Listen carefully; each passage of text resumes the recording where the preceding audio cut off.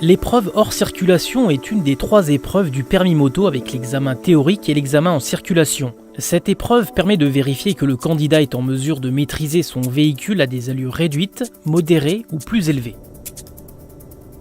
Comment installer la piste d'examen ? Quel est le matériel obligatoire pour le candidat le jour de l'examen ? Quels sont les critères sur lesquels il sera évalué ? Vous trouverez les réponses officielles à ces questions dans cette vidéo. La piste d'examen mesure 130 mètres de long sur 6 mètres de large. Les limites de la piste sont matérialisées par une ligne continue blanche. Les cônes orange et bleu ainsi que les piquets délimitent les zones de réalisation des différents exercices de l'examen. Le jour de l'examen, le candidat portera obligatoirement un casque de type homologué avec présence des 4 dispositifs réfléchissants, conformément aux dispositions du Code de la route. Des gants adaptés à la pratique du 2 roues motorisé et ou possédant les marquages de certification européenne CE. Outre les équipements obligatoires imposés par le Code de la route, il sera exigé le jour de l'examen un blouson, une paire de chaussures montantes pour protéger des éventuelles blessures en cas de chute, un pantalon ou une combinaison. Ces équipements doivent être suffisamment protecteurs des risques de blessures. Un simple contrôle visuel permet dans la plupart des cas de vérifier que l'équipement est en règle. En cas de doute, l'examinateur peut demander au candidat de lui montrer les certifications de la conformité des équipements. Le parcours hors circulation est composé de 5 exercices. Le candidat doit les enchaîner les uns après les autres.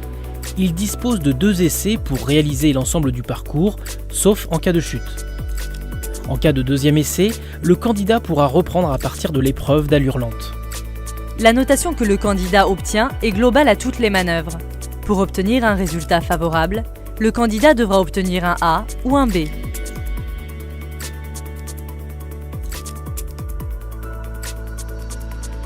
Pour réussir cette épreuve, le candidat doit enlever la béquille, pousser la moto du point A au point B, puis du point B au point A en marche arrière, et remettre la moto sur sa béquille latérale.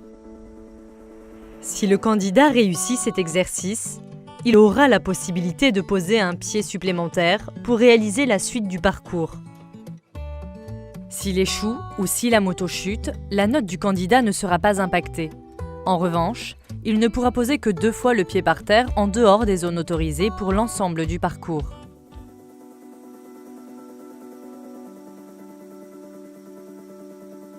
L'épreuve d'allure lente permet de vérifier que le candidat maîtrise son véhicule en roulant au pas. Pour valider cet exercice, le conducteur doit réaliser le parcours sans arrêt et sans poser de pied au sol. Pour les motos avec boîte de vitesse manuelle, le parcours est chronométré. Le chronomètre est déclenché au passage de la roue arrière entre les 2 cônes orange en A,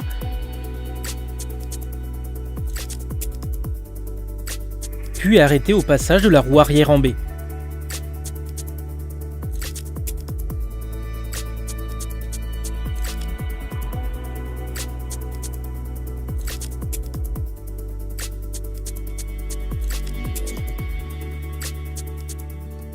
Si le temps pour réaliser le parcours est entre 14 et 16 secondes, la note donnée sera B. Si le temps pour réaliser le parcours est inférieur à 14 secondes, le candidat a été trop rapide. La note donnée sera C.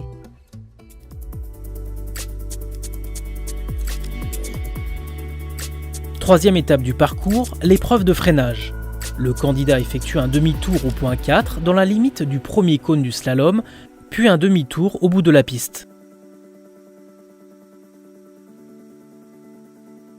Il doit ensuite prendre de la vitesse et freiner au passage de la ligne C6.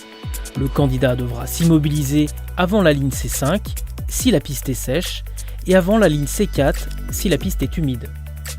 L'examinateur doit vérifier qu'il n'y a pas de perte de contact de la roue arrière avec le sol pendant le freinage et que le candidat est en capacité de maintenir sa position tout au long du freinage en repoussant son guidon. Si la vitesse compteur avant freinage au passage de la roue avant au niveau de la ligne C6 est supérieure ou égale à 50 km/h, la note donnée sera A, sinon C. Si l'examinateur constate un défaut de maîtrise du freinage, la note donnée sera B. Si le candidat commence à freiner avant la ligne C6, la note donnée sera C.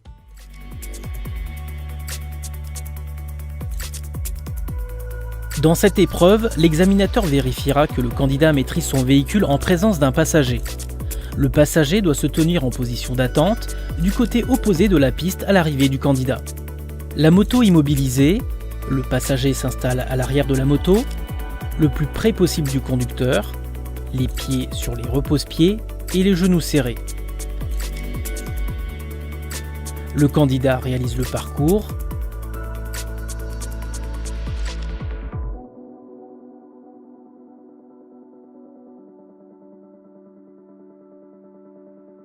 Et immobilise la moto dans la zone de dépose du passager. Il est alors autorisé à poser le pied par terre.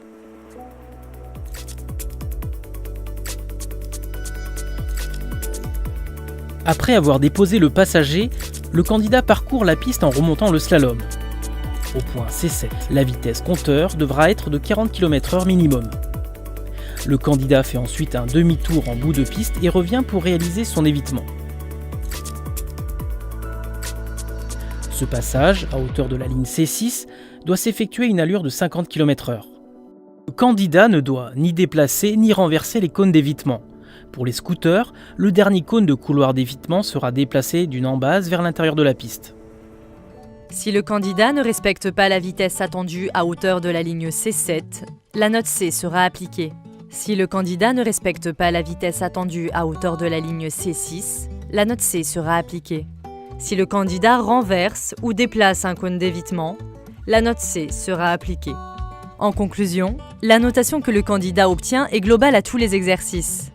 Pour obtenir un résultat favorable, le candidat devra obtenir un A ou un B. Sécurité routière. Vivre ensemble.